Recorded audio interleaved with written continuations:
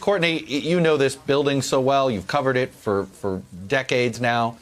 That was an interesting posture the two of them took. It's so much different than what we saw from the president yesterday. And you tell me that felt like two leaders who were worried about their rank and file getting demoralized, worried about their rank and file starting to get maybe politicized. Am I reading too much into their tone?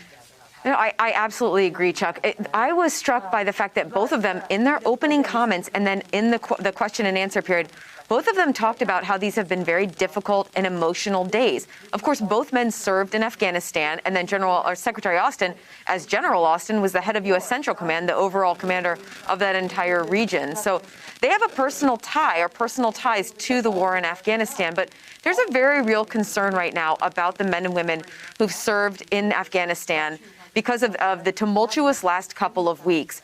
Not just the pictures that we saw of Afghans trying to get out of the country in the last days of this evacuation mission, but the fact that 13 men and women were killed in that attack last week. This has been an emotional time for people who have dedicated lives and blood and treasure to the war in Afghanistan. And we heard that from both of them here today.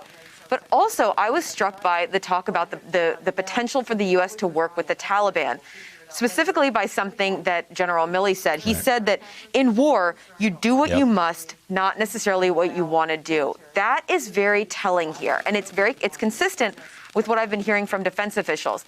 There is a real sense of skepticism that this is a new and improved Taliban. This is a brutal enemy that the United States has fought for 2 decades in Afghanistan.